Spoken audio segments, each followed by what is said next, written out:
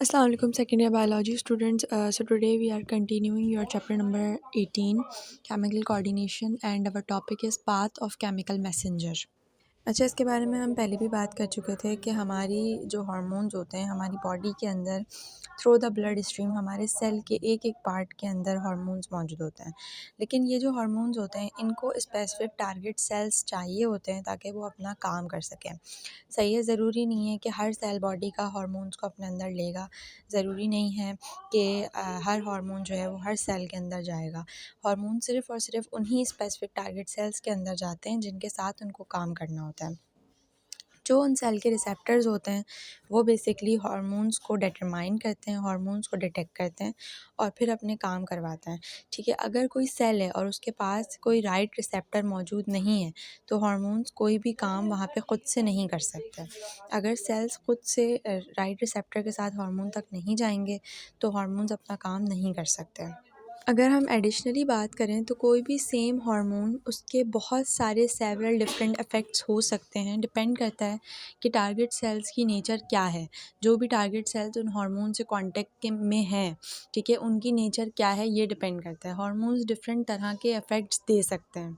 अब जो हार्मोन्स के रिसेप्टर्स होते हैं जो सेल्स के अंदर मौजूद होते हैं, टारगेट सेल्स के अंदर मौजूद होते हैं, उनकी लोकेशन क्या होती है बेसिकली, या तो वो सेल मेम्ब्रेन के ऊपर होंगे या तो वो सेल के इनसाइड होंगे, यानी कि सेल के अंदर मौजूद होंगे। अच्छा, अब अगर बात करें मोड ऑफ़ हार्मोन्स एक्शन की तो हार्मोन्स बेसिकली अपनी केमिकल नेचर की बेस पे दो तरह से काम करते हैं। पहला काम ये कि कुछ हार्मोन्स जो हैं वो वाटर के अंदर डिज़ोल्व हो जाते हैं, यानी कि जिनको हम हाइड्रोफिलिक कहते हैं, प्रोटीन हार्मोन्स, ठीक है। और दूसरे हार्मोन्स जो फ़ैट के अंदर आते हैं जिनको हम लिपोफिलिक कहते हैं।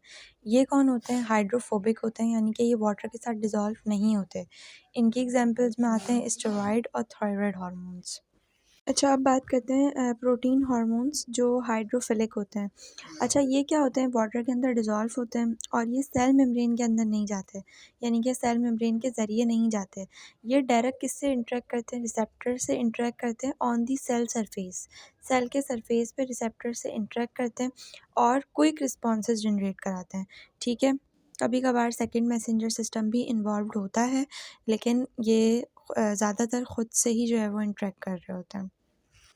अच्छा, अब सेकंड मैसेंजर सिस्टम को भी इसी चीज़ में डिस्कस किया गया है सेकंड पैराग्राफ में। When a hormone bind to the receptor, ठीक है, it changes the receptor shape initiating a series of reactions. यानी कि जब हार्मोन किसी रिसेप्टर से बाइंड करता है तो वो रिसेप्टर की शेप को चेंज करता है और क्या करता है, एक रिएक्शंस की सीरीज़ इनिशिएट करता है, यानी कि स्टार्ट करता है। इससे क्या होता है कि जो एंजाइम्स होते हैं वो एक्टिवेट होते हैं, यानी कि हमारा जो एटीपी है, ठीक है, एडिनो ट्राईफॉस्फेट, ये किस में टर्न हो जाता है? सीएएमपी में, ठीक है। ये सेकंड मैसेंजर है जो क्या करेगा, डायरेक्ट सिग्नल लेके जाएगा सेल तक के। अच्छा, ये जो सीएएमपी है बेसिकली ये एक मोनोन्यूक्लियोटाइड है जो बहुत सारी सेलुलर एक्टिविटीज़ को रेगुलेट कराता है। इसको हम अक्सर सेकंड मैसेंजर भी कहते हैं, ठीक है। ये क्या करेगा, सिग्नल को फर्स्ट मैसेंजर से ट्रांसफ़र कराएगा, ठीक है, यानी कि हार्मोन से मॉलिक्यूल्स तक। और ये सारा काम कहाँ हो रहा है? सेल के अंदर ही हो रहा है, ठीक है। दूसरी बात ये कि जो सिग्नल आएगा हार्मोन से ये क्या करेगा, टारगेट सेल को बहुत सारे डिफरेंट वेज़ के अंदर रिएक्ट करवाएगा, यानी प्रोटीन्स बनाएगा, ठीक है। सेल्स के अंदर जो है वो प्रोटीन्स बनेंगे, एंजाइम्स एक्टिवेट होंगे, मेम्ब्रेन के फीचर्स जो हैं वो चेंज होंगे, सेल डिवीज़न अफेक्ट होगी, साथ साथ जो प्रोडक्ट रिलीज़ हो रहा है वो भी स्टिमुलेट होगा। इट्स मीन कि एक जो सिंगल हार्मोन है, यानी कि एक वाहिद हार्मोन, वो इतनी उसके अंदर कैपेबिलिटी है कि वो नंबर ऑफ़ रिएक्शंस जो है वो किसी एक सिंगल सेल के अंदर कॉज़ करा सकता है। कि let's talk about steroid hormones जिनको हम लिपोफिलिक भी कहते हैं। अच्छा, लिपोफिलिक से मुराद ये है कि वो हार्मोन्स जो फ़ैट से रिलेटेड होते हैं, यानी कि लिपिड्स वगैरह से अटैच हो जाते हैं, ईज़िली अटैच हो जाता है।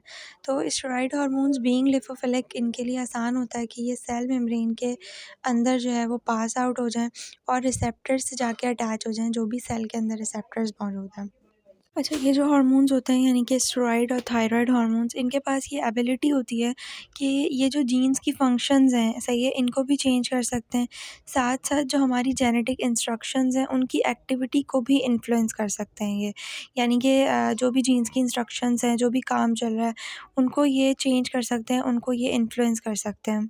अच्छा, साथ साथ it may take from minutes to days, यानी कि ये जो हार्मोन्स होते हैं ये टाइम टेकिंग होते हैं, यानी कि ये टाइम बहुत ज़्यादा लेते हैं ताकि अपना जो कंप्लीट इफ़ेक्ट है उसको शो कर सकें। कभी कभार ये फ्यू मिनट से लेके सेवरल डेज़ तक का टाइम ले लेता है। These hormones bind to protein receptors in the nucleus, कि जो सेल का न्यूक्लियस है उसके अंदर ये हार्मोन्स जाके स्पेसिफिक प्रोटीन रिसेप्टर्स से जाके अटैच हो जाते हैं। ठीक है, the receptor hormone complex bind to DNA and initiate the transcription. It's mean कि जब ये डीएनए से जाके बाइंड हो जाते हैं न्यूक्लियस के अंदर, तो इनका जो एक कॉम्प्लेक्स फॉर्म्ड होता है हार्मोन्स के ज़रिए, ये क्या करते हैं, इनके जो रिसेप्टर्स होते हैं वो मैसेंजर आरएनए को किक स्टार्ट करते हैं, यानी कि किक देते हैं कि वो जो है ना प्रोसेस स्टार्ट हो क्रिएटिंग मैसेंजर आरएनए का, एमआरएनए का, यानी कि मैसेंजर आरएनए का।